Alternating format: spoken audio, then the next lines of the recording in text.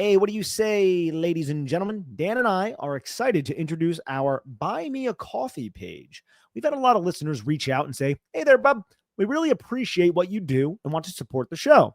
Well, here's one way to do that without big corporations taking, 30% of the cut of your generosity.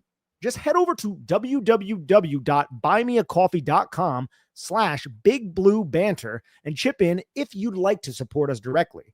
Every contribution means a lot, and it helps keep the show going strong. We appreciate each and every one of you. Thanks for listening, and have a lovely day. Welcome back. It's the Big Blue Banter New York Giants football podcast. I'm Dan Schneider, joined as always my co-host Nick Filato. Today we are breaking down the Giants All-22 defensive film.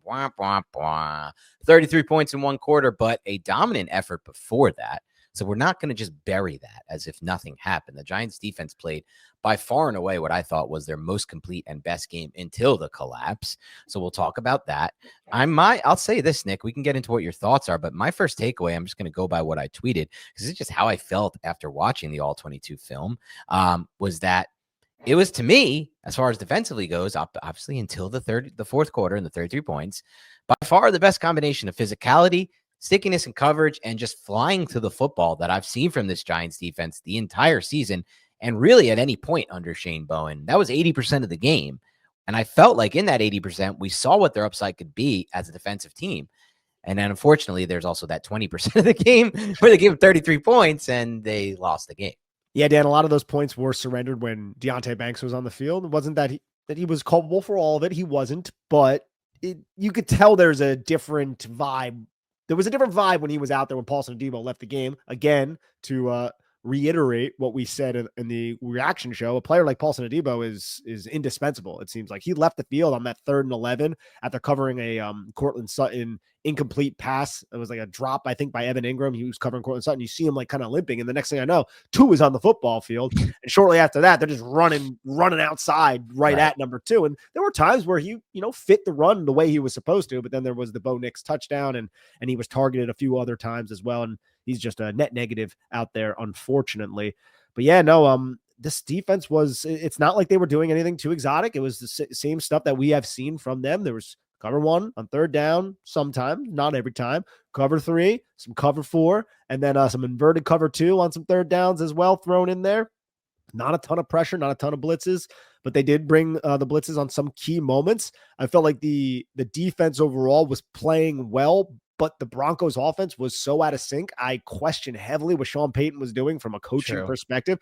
Bo Nix's accuracy in quick game was terrible, which led to a lot of those incomplete passes. His accuracy at all 3 levels was terrible. Yeah. No, it was rough from the Broncos offense perspective, but some of that was due to the Giants defense. And you could tell the Broncos offense, their entire game plan was like, dude, I can't let 51-5 and 0 beat us like this in 97. So we got to just throw outside the numbers and hope that these cornerbacks and these safeties and these linebackers can't rally and tackle. But credit, they did, to Drew Phillips, to Cor'Dale Flott, to all those players for rallying and getting to the football very quickly and forcing 3rd and long situations to where the Giants pass rushers were able to pin their ears back. And then the Broncos were still trying to just get the football out real quick. And that was basically most of the game. That was most of the game until the Broncos went to tempo. And then once they went to tempo was when Paulson Adebo left the field. And that's when the Broncos started looking like the Broncos offense that people, I think, believe that they are, but did not seem that way at all against the New York Giants.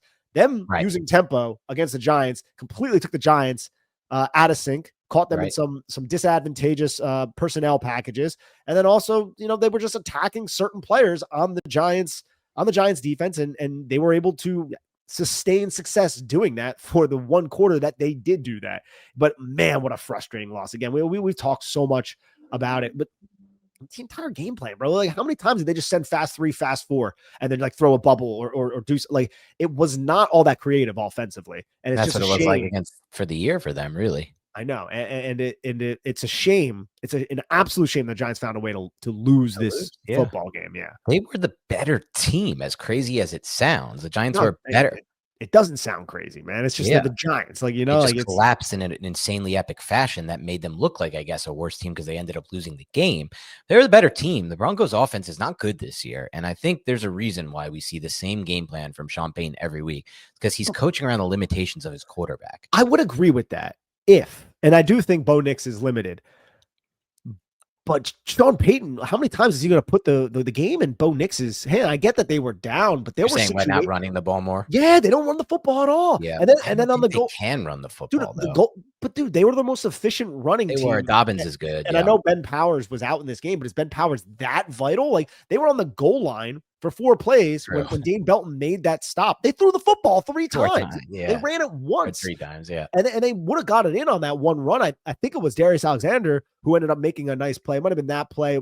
No. I think it was Dane Belton, actually. Dane Belton had 2 really good goal line stands there. So it's just like, what are you doing, Sean Payton? And then you're right. You know what? You're right. I take it back. They could have run more. They could have taken the ball out of Nix's hands. It just felt like every time Nix got the opportunity to make a play out of structure, he would overthrow the receiver or just throw these wildly inaccurate balls.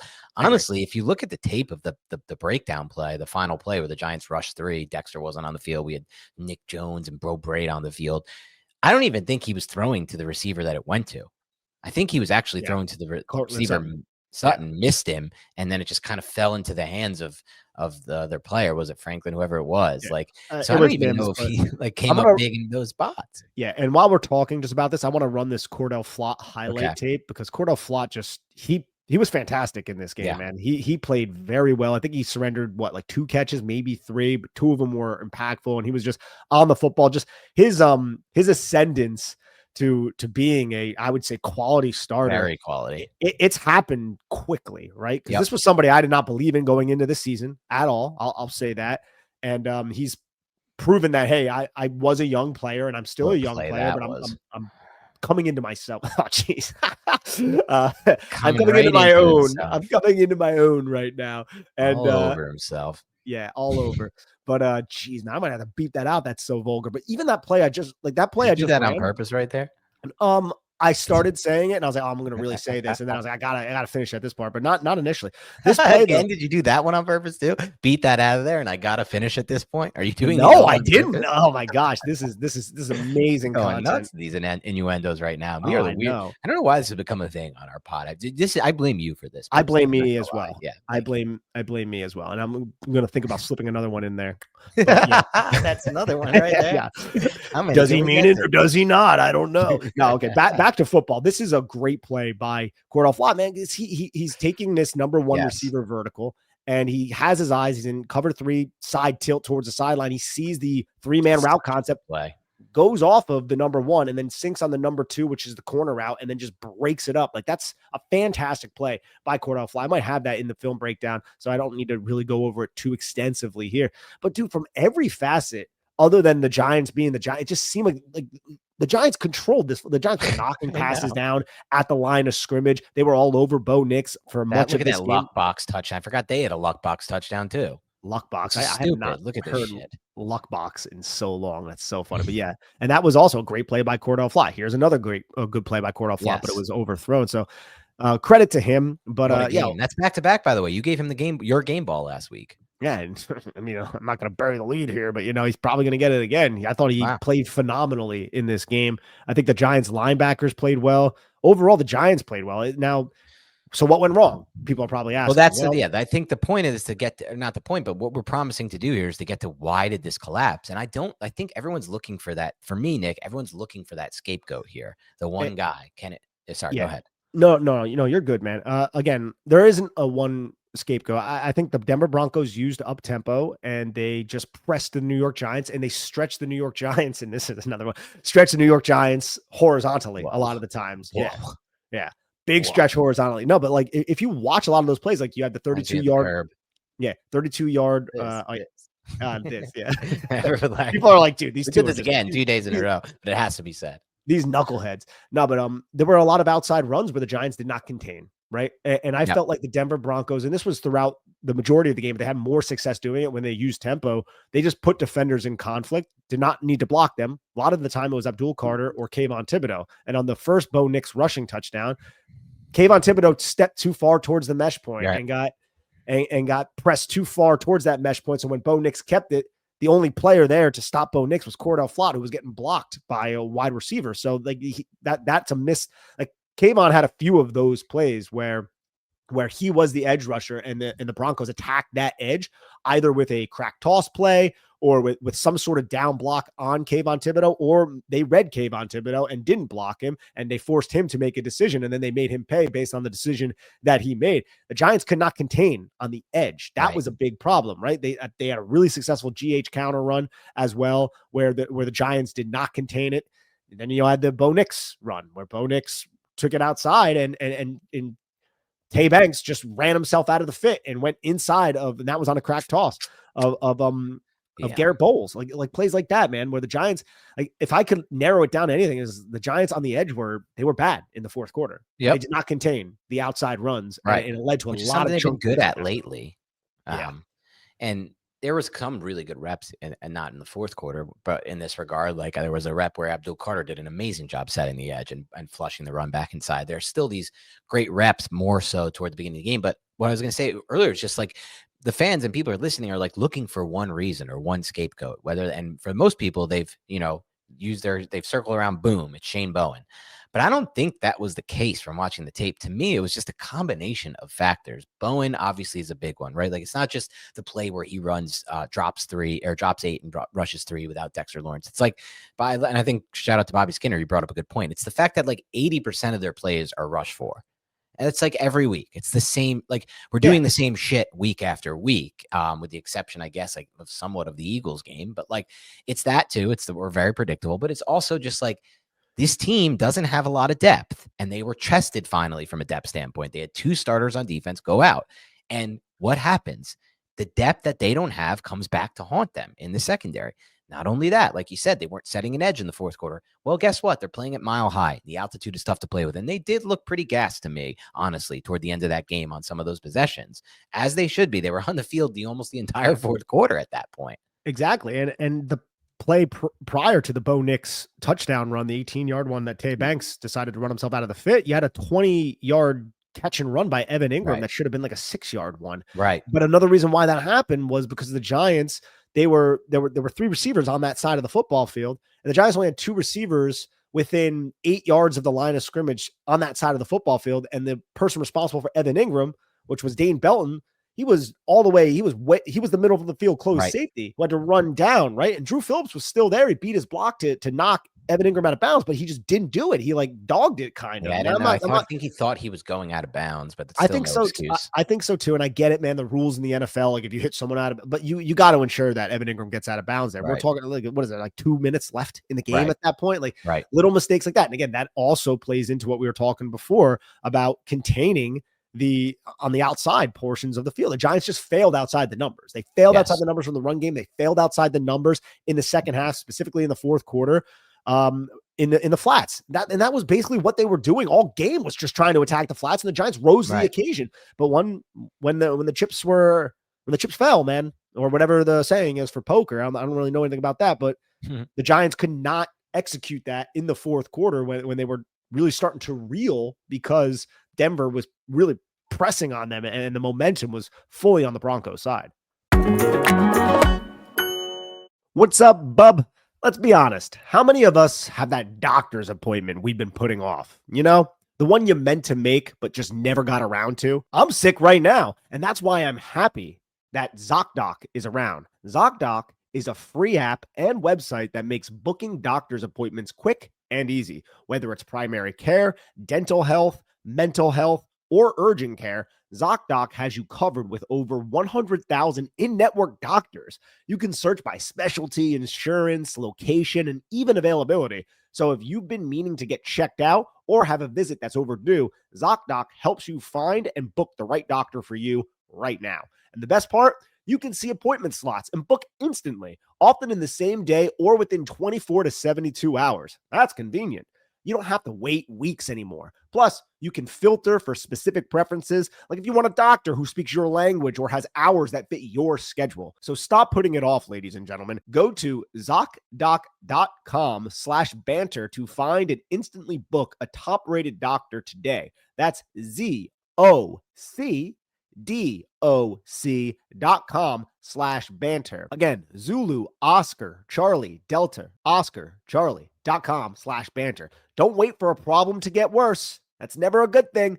Get the care you need when you need it. I'll be real with you guys. Selecting underwear is a burden of responsibility. This cloth, this material, it lives so close in proximity to the most personal areas of our lives.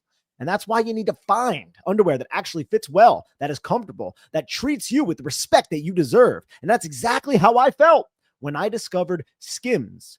My personal favorite of Skims is the cotton 5-inch boxer brief. I've tried every boxer brief in the game, but this one finally nails it. They hit right on the thigh and actually stay there. No riding up, no bagging out, no awkward 5 p.m. wedgie that you need to adjust in front of a subway full of people. The fabric feels soft but durable, and it keeps its shape. Bottom line, I feel comfortable. I feel confident, and I don't have to think about my underwear all day. That's a win.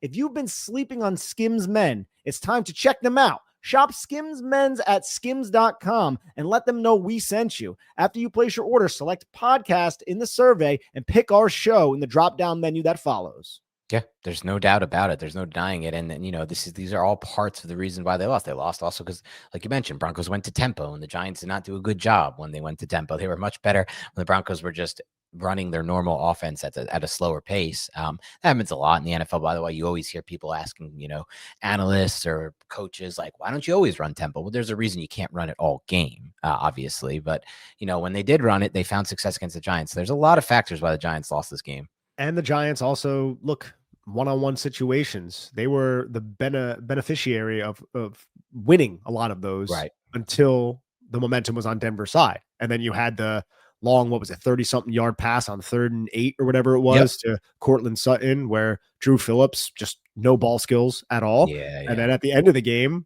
after the first play that Brian Burns was complaining about, you had Deonte Banks get beat by Cortland Sutton on the sideline on something very similar. So you're just talking about losing in a similar fashion. Denver identifying that the Giants have some vulnerabilities towards the edge. And if I can get a one-on-one matchup, I trust Cortland Sutton to come down with the football. Sure. And he did in most of those pivotal situations. Yep. And those are some of the best throws Bo Nix made the entire game in the most clutch moments. So I do give him credit for being clutch. I'm personally not a huge believer in Nix at all from the film I've seen. And I would personally strongly I would rather Jackson Dart moving forward, independent of my Giant fandom. I would say that regardless of anything. I stand by that statement. He has a much better situation around him, Bo Nix, so he may ultimately end up being a better quote-unquote quarterback. I doubt it, though. I didn't like what I see from a ball placement standpoint at all from him. And after the game, one of my best friends, Evan Rubin, shout out to him. He's a diehard Broncos fan. He told me, I feel like from what I've seen, and I know you're, a little worked up about it, but I feel like from what I've seen, Jackson Dart proved he's the real deal. And he personally doesn't believe in Bo Nix at all as a diehard Broncos fan. He's and he's worried because I get it. They could be staring down the barrel of a Tua situation where they resign him after next year for an insane contract. And it's do you really want this guy? The way he throws the football? I get it. I don't know why you keep harping on this so much, the Bo Nix thing. What do you mean? Why do we keep talking about Bo Nix and how good or not good Bo Nix is? I just like to talk about it because I got a lot of heat for saying that I would take Malik Neighbors over him, and you said it too. And we didn't even consider Bo Nix in that draft. And after last year, there were a lot of victory laps against us for that. Malik Neighbors is an absolute star of a wide receiver if he doesn't have a torn ACL. That's not even in my mind. But this goes for Dart too, by the way, Nick. That's my point. We talked about this pre-pod. There are a lot of good signs with Dart right now, but I'm not a full believer until after year 2. Year 2 is when I decide if you are a real phenomenal quarterback, because Bo Nix regressed in year 2, CJ Stroud regressed in year 2. It's a constant story across the NFL. The guys like Drake May get better in year 2. That's when okay, we've got something really special here. Yeah, Drake May is just insane, dude. Insane. Yeah, it's an insane level of special that he's put on tape. But back to this game specifically, man. I'll say this, man. This is a fantasy thing. I think Pat Bryant's going to be a thing. I was a big fan of his coming out of college, but how many plays were designed specifically to him on 3rd down and then in the red zone? There were a few plays where the Broncos were trying to get him going because they identified man coverage. And there's another thing about the fourth quarter and the Giants being predictable. Whenever the Giants were in cover 1 in the fourth quarter, there were man beaters, and it was simple, slant underneath a number 2 vert, and it picked Deonte Banks or it picked Cor'Dale Flott, and it's just that's very simple. And it's just why does every team know what the Giants are going to be in? And I think we should talk about Shane Bowen before we get into the film review, man, because he just didn't learn. This is why Shane Bowen is primarily culpable, if anybody is, other than the fact that, yes, you're the defensive coordinator and you were shutting out the Denver Broncos for 3 quarters, but they scored 33 points in the fourth quarter. Why? It's because they knew what you were doing. They watched you for a very long time. Your team was getting tired, and you didn't learn from your mistake in Dallas because the Giants had another situation where there's 37 seconds left, and this team needs a drive to get in the field goal range to win, and you drop 8. And that was on one play. It's not like he was dropping 8 a lot, but that was on one play, and you could see how pissed Brian Burns was. Dexter Lawrence was not on the field. Freaking Bo Braid was, and Nick Jones were. What are you thinking? Why are you getting cute? Why are you overthinking yourself in this situation? 2 players who, like, they're not accustomed to the speed of the game right now. They're cold, dude. They're cold. They're on the bench. And you're going to take Dexter Lawrence off, and you're just going to show that you're going to drop 8 with 3 down linemen at this. And Bo Nix like, all right, I'm going to have time to find my receivers at this point. You motion Cortland Sutton to the left side. You say hike, and then you hit Marvin Mims for like a 27-yard gain or whatever the hell it was, man. Like that's we had a nice kickoff there. We had a good tackle on kickoff coverage. We actually had a chance to stop them from getting this field goal if the Giants played aggressively, and they did not play aggressively. And it's just, I think about it. It's like, oh, well, it's the heat of the moment. It's not the heat of the moment. The Giants just scored, and then there's a commercial, a TV commercial. He has plenty of time, Shane Bowen, to figure out something to stop them for that next series. And that's what he decided would be the best choice. They went over that in practice, right? Like that was their addendum. Exactly. That was their answer to what happened in Dallas. Was no, we're not going to pressure more. We're going to come out with a personnel package of 8 defensive backs and 2 guys who don't see the football field other than special teams. Right. And that's how we're going to handle it. We're going to take our best players off the field, and Dexter Lawrence and Abdul Carter, who can pressure Bo Nix in this high, intense, critical situation. And we're going to put those 2 out there. And I have to imagine that Brian Daboll signed off on that too. That's some extent. Right, exactly. You know what I mean? Like, that's not something that I think Shane Bowen is just doing behind closed doors or whatever, right? You know, like that's something that was discussed. If we find ourselves in this situation, this is what we're going to do. And I just like, how do you make that decision after what happened in Dallas? And why would you employ that decision when you have these star pass rushers? Maybe it's because you thought they were tired. You want to get fresh legs out there, but guys who just do not play football, who do not see the defensive field all that often. Yep. And of course it doesn't work out for the Giants, because why would it? And and now we're sitting here bitching about it again. Yeah, as we should be, because it's really frustrating. It's like a Groundhog Day type of thing with Bill Murray. Like, we literally saw this happen already, and then it's happening again for us. And dude, like, nightmare. And I don't know, I can't get in the heads of Brian Burns and Kayvon Thibodeau and all these guys, but like, I have to imagine they can't stand Shane Bowen. Like, I have to imagine. It doesn't feel like they're big on him right now. There's speculation now, and again, this is Twitter, and it's kind of silly, but like, I think it's real too with the end result of like Shane Bowen trying to talk to the guys during the Eagles game, and no one's really acknowledging them that much. Right. It seems like that never happens with Steve Spagnuolo.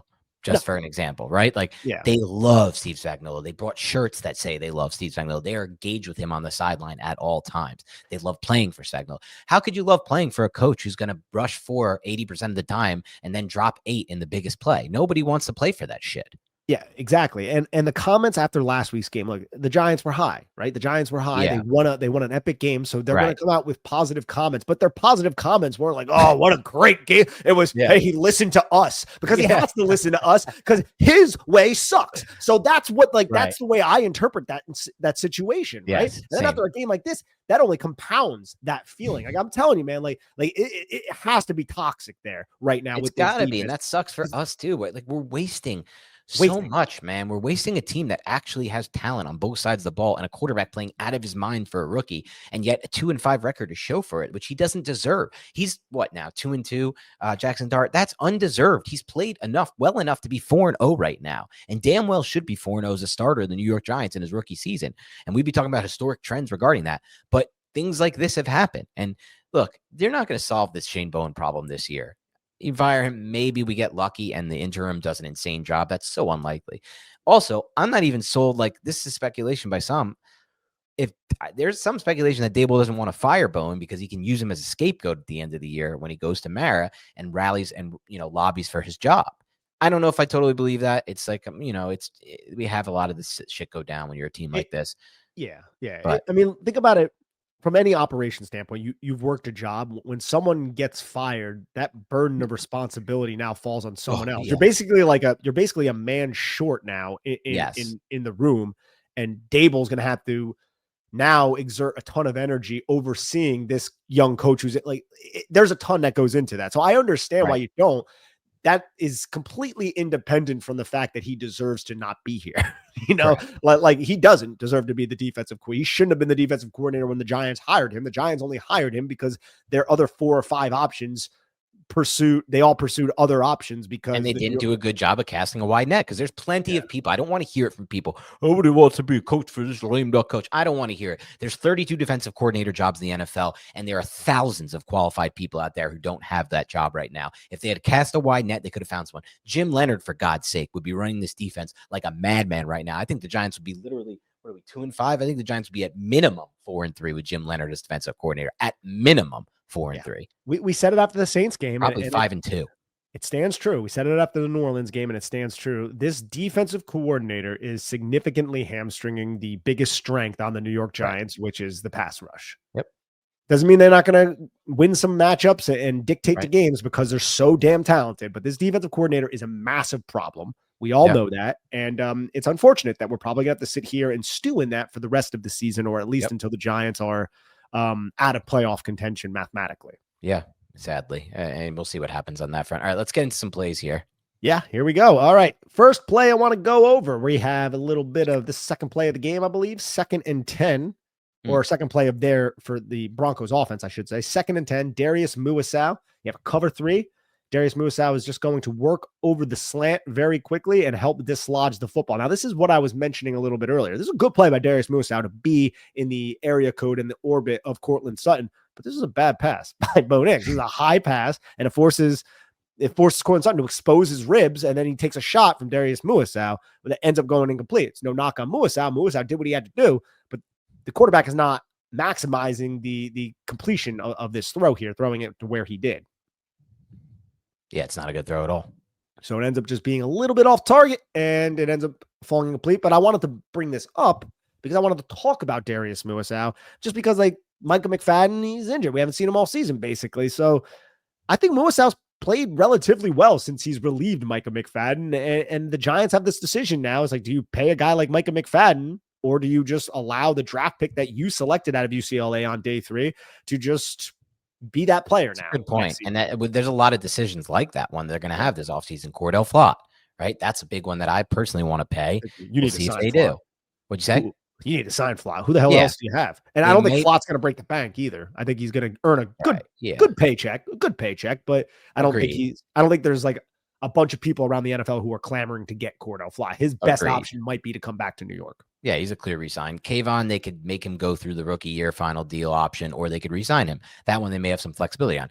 And then to me, Jermaine, that's a no-brainer. Like if they don't resign Jermaine Illuminor, I'm gonna have so many issues with this goddamn franchise. I don't care that he's 30 years old. I don't care about anything. They need to understand what life was like for us as fans when we had bad tackle play, which was forever. We finally have good tackle play. Pay it.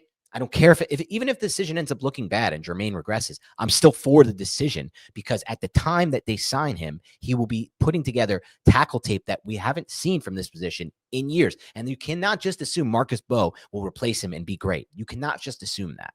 So it's just a discussion for another day.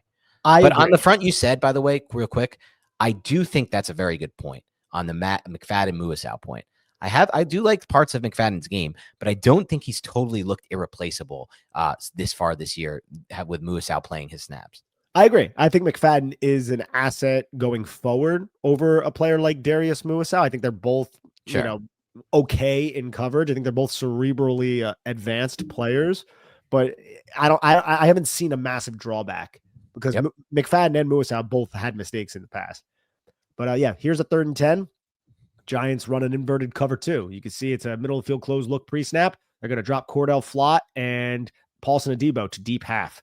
And Javon Holland is going to play that middle hook Tampa 2 to intercept Mims going over the middle of the field. So a little bit of a curveball. Giants have done this in the past. Bo Nix can't identify where to go with the football, throws it away, and the Giants force a punt on the first drive. So good overall play right here by the Giants.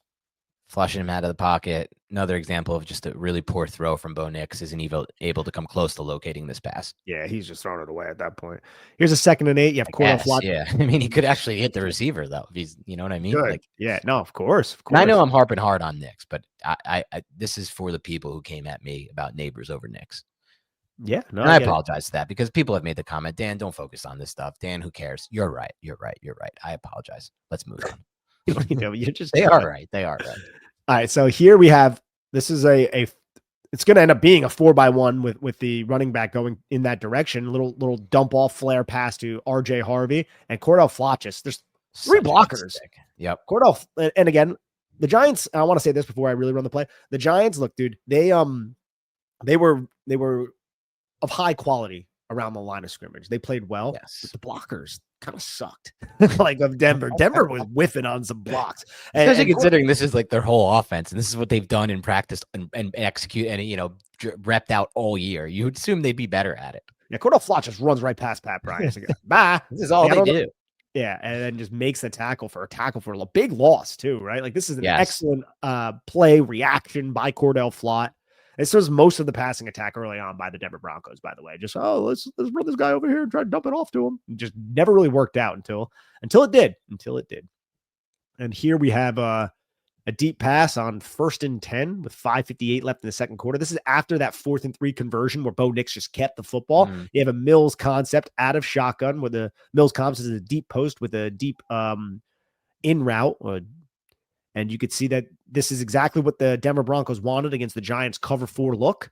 You can want to occupy that middle of the field close safety with the deep in route, with that dig route. As you could see, Evan Ingram's running it, occupies the middle of the field close safety, but the Giants are communicating well because now you have that deep post behind the middle of the field close safety with Cor'Dale Flott in outside leverage. So the plan is hit that post, but you can see Dane Belton is aware of this. Dane Belton's looking through the receivers. He starts to turn his hips. He sees the in route. He sees that Javon Holland is committing to the dig route on Evan Ingram. So then Dane Belton covers for that deep post and ends up overlapping. And Cor'Dale Flott does a great job just defending this anyways against Marvin Mims. Another great play by Flott. This is probably my favorite play of Flott's in the game. It's just a deep coverage PBU. Those are tough to get. Didn't even need Dane Belton, right? Nope.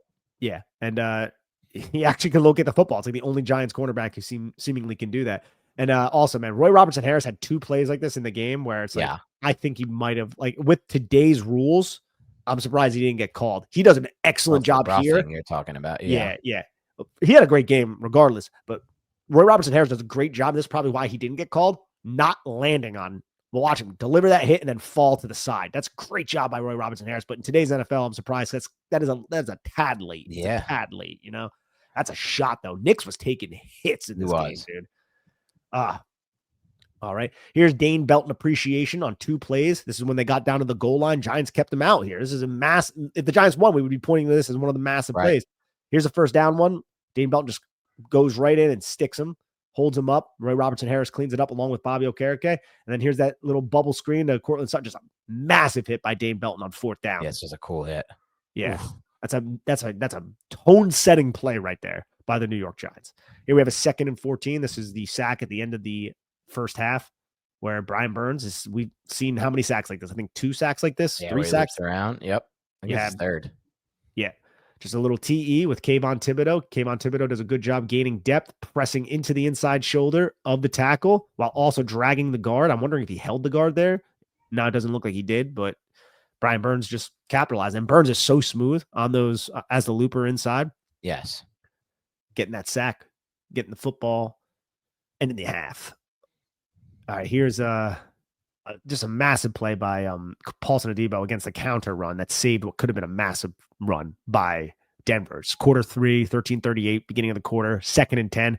They're starting to attack the outside at this point. This is when things not started to turn around, but you can see Denver's really trying to run to the outside. So they run counter, something the Giants have struggled to fit on some occasions, even though I would argue they've been better than they have been in previous years. You see Kayvon block down, step down, takes out 77, 45 now.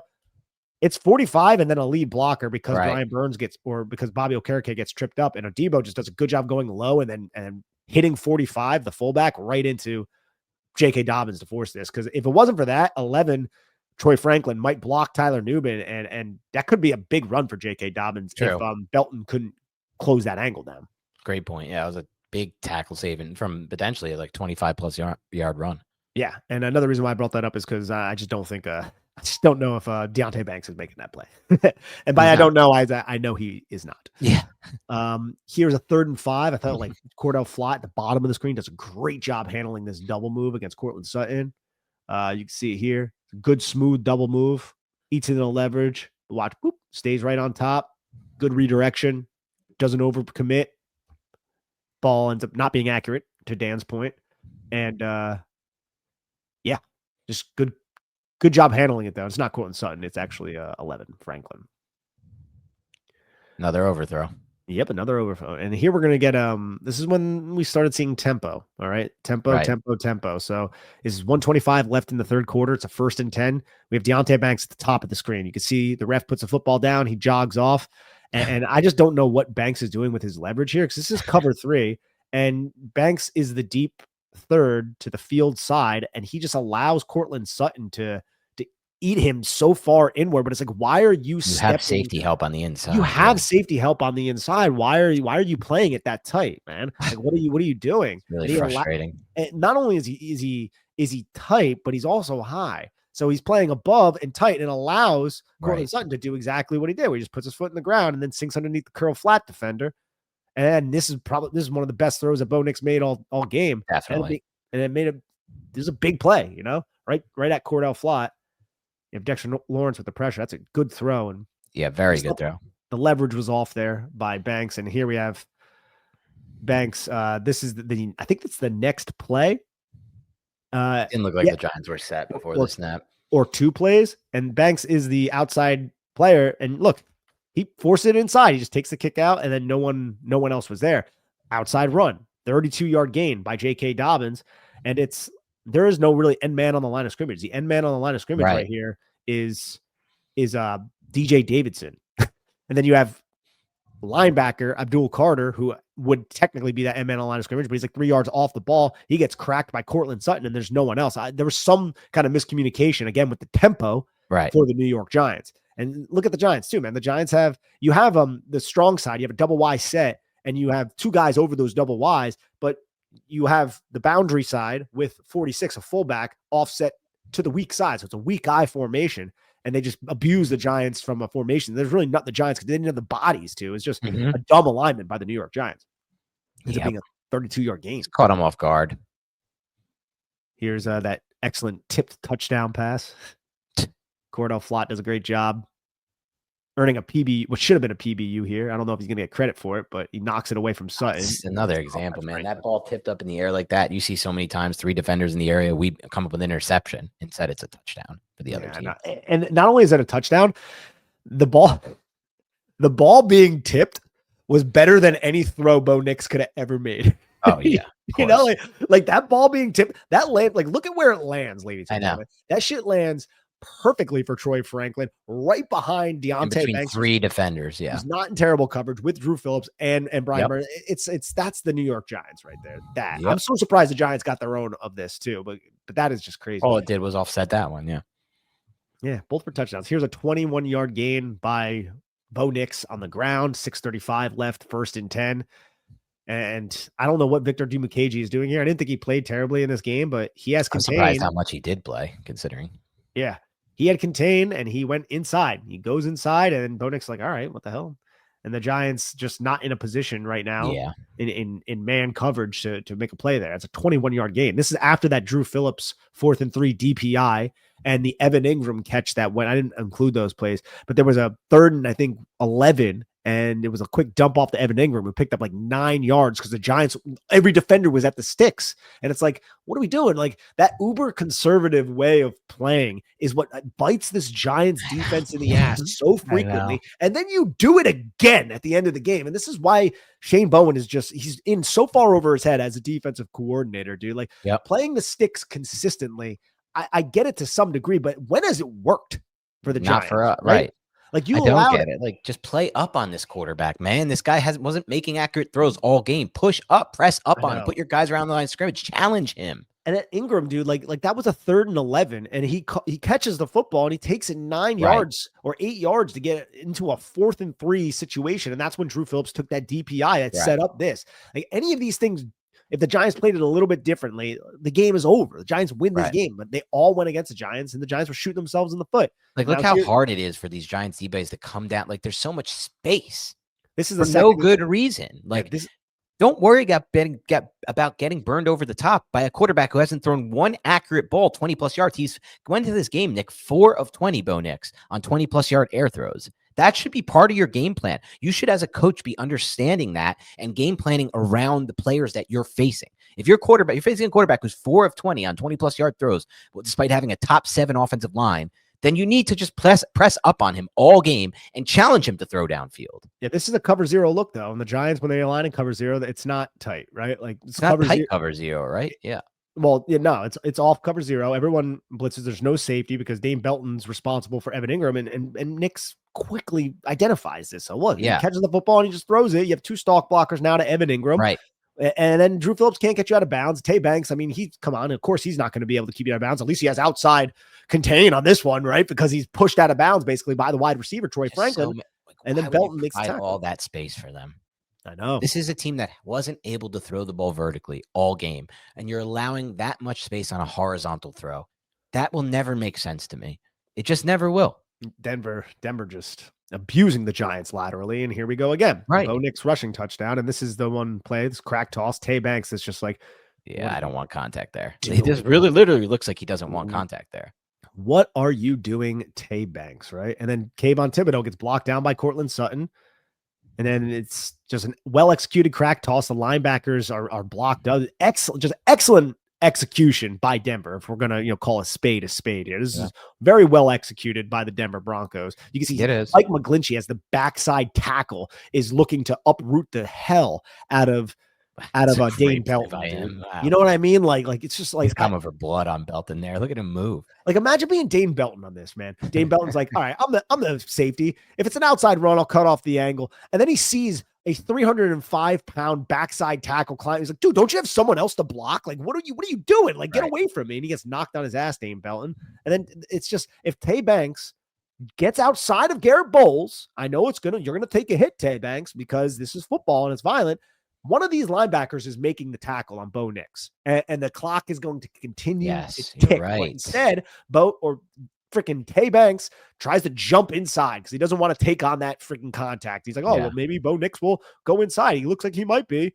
Nope. Bo Nix is just getting behind his tackle and reading what you're going to do. And he's probably read the scouting report and knows that you're scared of contact. You don't like contact, and you're going to try to avoid and go inside because you've done this like 3 or 4 times this season. It's just, it's terrible, dude.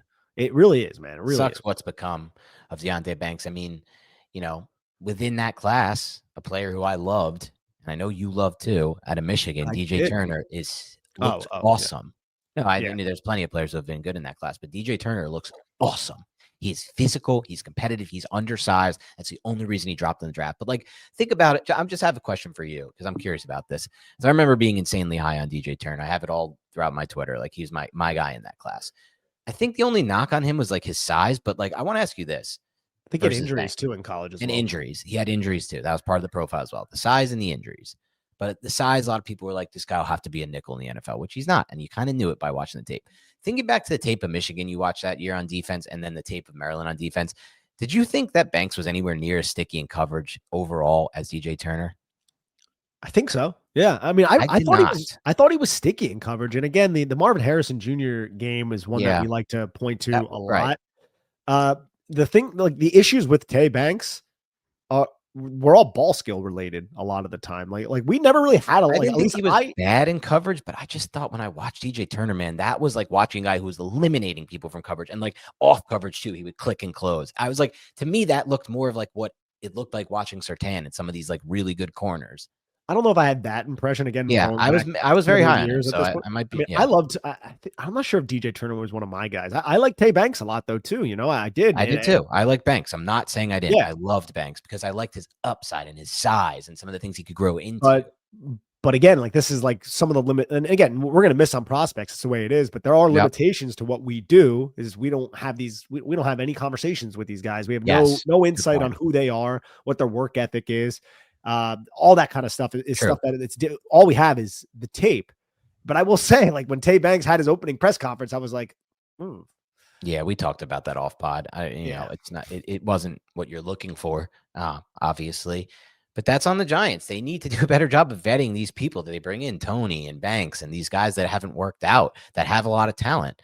But I stand by it, man. I just remember back thinking throughout the whole time, like, why isn't DJ Turner cornerback one? It's probably because he's small and had injuries. But to me, it looked like he was the best corner on tape by a considerable margin at playing the position. Just like but that doesn't always translate, right? The best college players are not always the best NFL players. Other than Christian Gonzalez was. Oh yeah, he was in that class.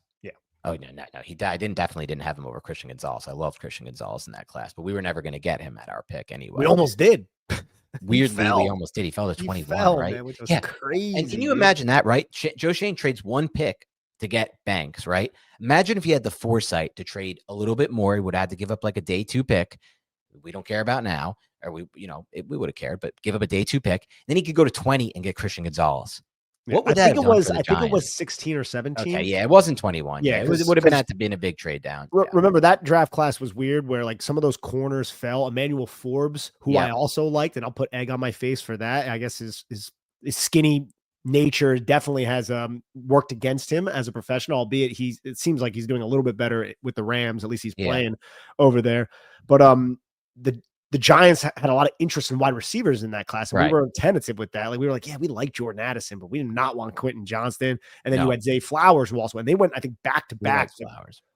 All in front of us, right? Yeah, we did like Flowers, but I didn't want him at 20 or where we were picking, 26 at that time, right? Oh, I was in on that. I was in on Flowers. Okay. I thought you were too, if I remember. Not over the corners, but I definitely wanted Banks over him. And so we both loved Banks. And we'll take the L there. Absolutely. Just sucks. I still will contend that the process was fine when it comes to just finding someone who could play man coverage, fit the system, and you would hope that his trajectory would go up, that it would ascend. And it just, that was the whole point with him, right? The whole point was he's a young player with a lot of athleticism, the size you want, the coverage upside you want. Look at the Harrison tape. Can he put it all together? And that's where it's Joe Shane and the scouts to go in and be like, can we manage this personality? Is this somebody who is going to be mentally tough enough to withstand the rigors of playing cornerback in the National Football League, which is arguably the most difficult to play if you don't necessarily have that mental fortitude. And it seems like that has significantly affected a player like Tay Banks, who is not even recognizable from his rookie year. Yeah, I don't even remember him making these plays his rookie season. Yeah, I don't remember. This was not our problem with him his rookie season. Yeah, no, I don't remember him being like, man, this guy's shine. Now I watch him on plays. Like I watch Tay Banks specifically just to see, because like you'll see like even like Cor'Dale Flott or some of the other players, they'll run into contact. The guy's still up. Like Banks is like waiting for Brian Burns to bring him down to the ground instead of like helping out. It's just like, what are you doing out there, bro? Play football. It's again, man. I've been on this rant now for weeks when it comes to it. It's just frustrating because I know there is a good football player in there, and he is not the person to actualize his own physical traits. Correct, unfortunately. And I'll be shell-shocked from this point on, honestly, unless we're like picking top 5, top 10, and we can get that kind of prospect. I'll be shell-shocked from drafting corners. I don't like it, man. Like there are players in this draft class. I'm just looking through it now as we go back. Like we're getting absolutely nothing out of Banks. Not only are we getting nothing, he's literally hurting our chances to win games. This is just a total nightmare of a scenario. That was only 2 drafts ago. Like we need that to hit like a first round pick. I mean, we could have taken guys like if we traded up a couple more spots, Flowers or Addison, who we certainly could use right now, both Addison and Flowers. Like right now, of all times, the Giants could desperately use a Zay Flowers or a Jordan Addison. Huge, bro. We would not like that at the time, but Huge is developing into a receiver. QJ, yeah. Quentin Johnson. I think part of that is Herbert, but yes, fine. We can throw him in there as well. There are some misses here too. Mozzie Smith is a disaster for the Cowboys, but like obviously down the board is DJ Turner, who I loved. Nolan Smith's been injured, but still would have been giving us more than this guy. Look down the board. Joey Porter Jr. has been injured a little bit, but Steve Avila. We talked about him at TCU. He's been great with the Rams. Yeah. Imagine we have him on the offensive line instead of Deonte Banks right now. Would we be a better football team? Obviously, yes. And that goes across the board with a lot of these picks, except for some of the really bad ones like Jonathan Mingo and Mozzie Smith. But there are a lot of players that were drafted in this range that really helped. Brian Branch was drafted at 45 overall, for God's sake, because he played safety. Like, we could use him right now, too. So it is what it is. It's obviously a draft bust. Or we're not. Okay, let's get back into the play breakdown. We just took a huge side Yeah, track. and another player, Devon bad. Witherspoon was in that draft as well. Oh, yeah, we liked him a lot, too. Yeah, we did. Okay, so last play, I just wanted to go over. This is the drop 8 with no decks. I have WTF in my notes, 33 seconds left in the fourth quarter. You can see it's condensed, a little bit of an odd formation, and the Giants are doing equally odd formation defensively with Nick Jones and Bo Braid as the deep safety. And you just have a simple little post, a stop. Like Marvin Mims just runs like a deep curl, and Bo Nix throws with elite anticipation on this play. He knows he has all day. And I think it was probably going to Cortland's side, man. That's what I'm saying, dude. I think he was going for Sutton and got lucky here.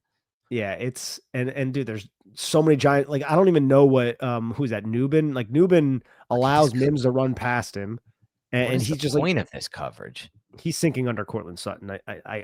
Yeah, great. But yeah, the safety is just deep, and there's just so many players who are just wasted.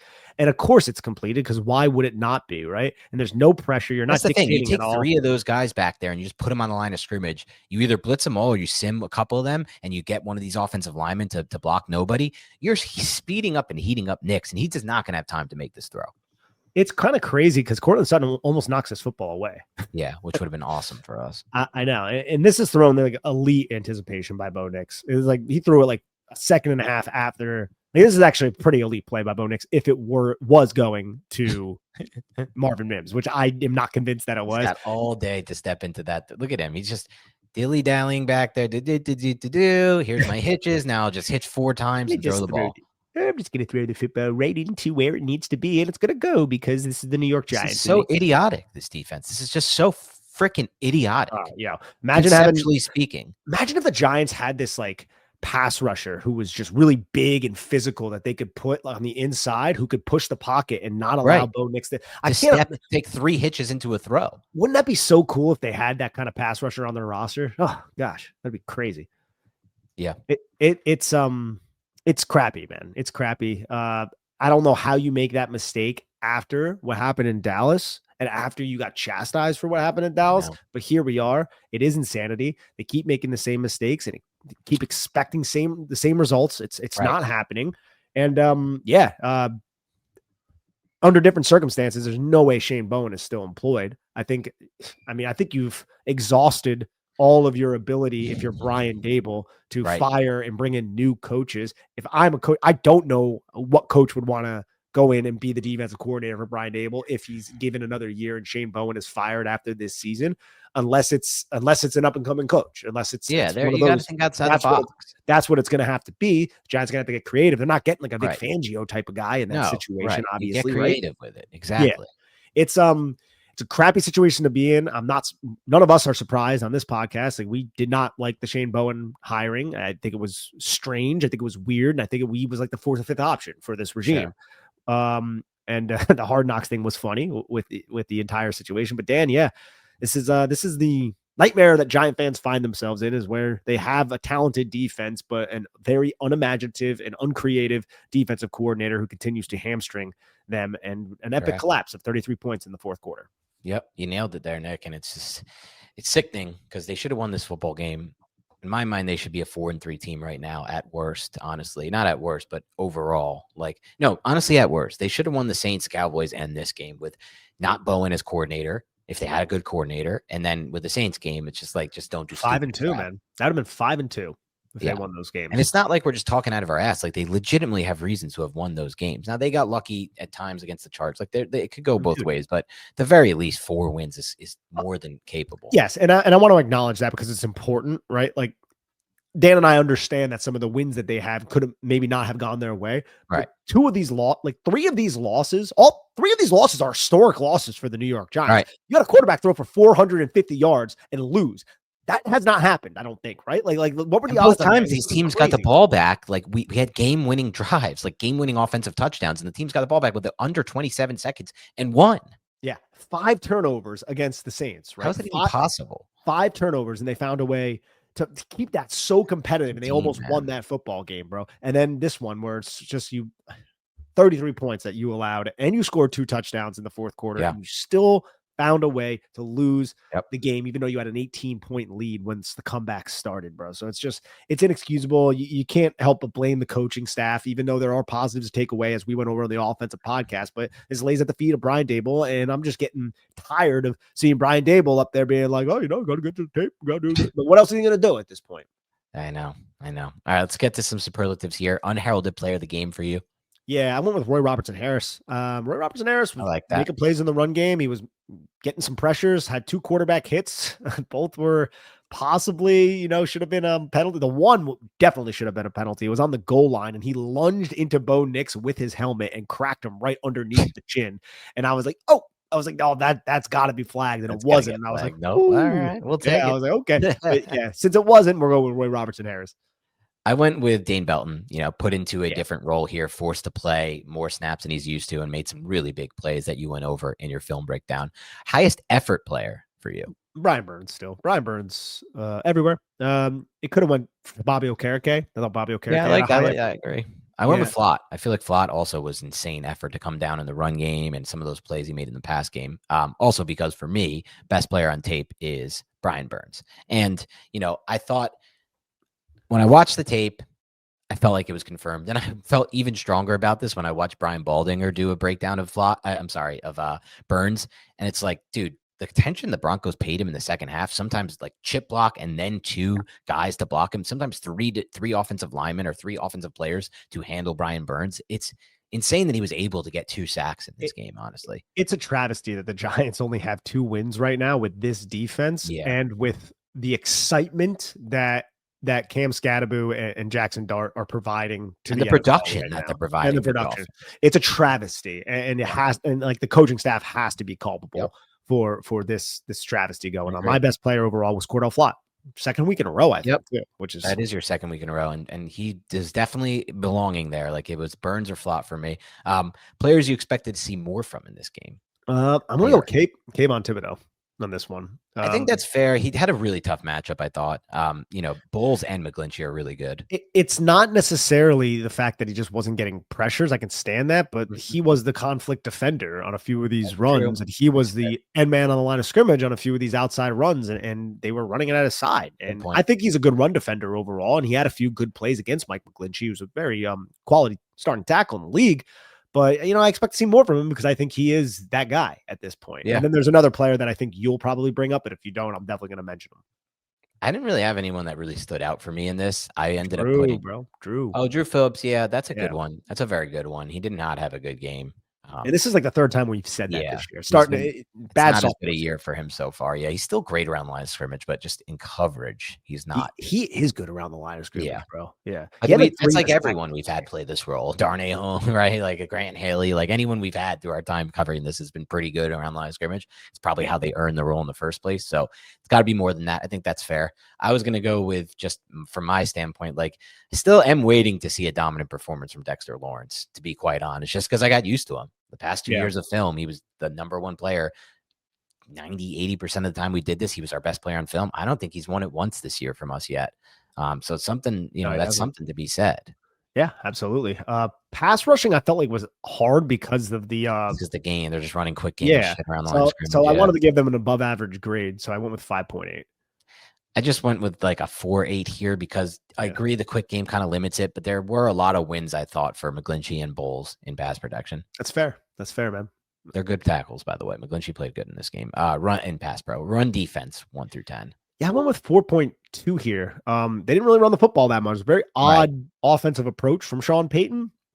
But the 32-yard rush and then the lack of containment on Bo Nix on 2 very important runs, and also just Tay Banks being present out there brought this down to 4.2. I went 5.4 because I think overall they did it, and I almost had it higher, but I brought it down. Overall, they did a good job. They got gassed at the end. They gave that big run, and then they gave the Nix touchdown run, which is kind of on one player in my mind in some ways. Like, not really, but also just like, dude, make one fucking play for us, Banks. Like, be the guy who like does something in that spot. When's the last time he's been that guy? in a run game, not often. No, even So in the past, like yeah, hasn't done much in the past game lately either. You're right. He had a PBU a few weeks ago that was okay. It was just like an in-breaker, like a slant or something. yeah, Nothing special. Yeah, man, it's frustrating. This wasn't the best game from the defense, but they did dominate for a long period of time. And unfortunately, they just collapsed at the end, which is so odd to see a team collapse the way the Giants collapsed in this game. It's very unlikely, as you said earlier, 0.3% chance the Giants would lose this game just in the insane. fourth quarter, and they did lose this game somehow to go to 2-5 instead of 3-4, where they would have been chance to get to 500 against the Eagles, beat them again, and then knock them down to 5-3, be one game back in the East. But now all those dreams are dead for now, unless the Giants do something improbable and basically like lose only 2 or 3 more games the rest of the year. I guess 2 would probably be the number they'd have to do. Maybe you get in at 9-8. Just kind of crazy to think about when they have to play the entire NFC North still. They have to play. No, they. What are their other tough games? They have to play the Eagles again. Yeah, the Eagles, Cowboys, and Washington, and then the entire NFC North, and then the Patriots, and then Patriots. That's now a tough game. Yeah, Raiders. The Raiders is nothing, but like it is actually getting to like their easier part of the schedule, which makes it even more frustrating that they're not 3-4 or 4-3 like they very well could be. Honestly, at this point, win that game, win the Saints game, that's it. They're 4-3. Like it's just very frustrating season for the Giants from a win-loss standpoint. It doesn't feel like past years.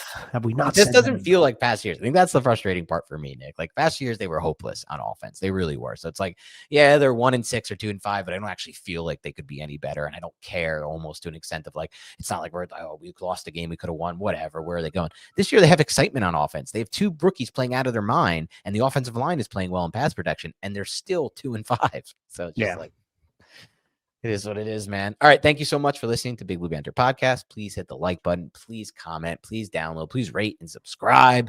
Do all of those good things for us to help us grow the show. Otherwise, we will talk to you later this week with more Giants coverage. Have a great rest of your week and night or morning whenever you listen, and we'll talk to you soon.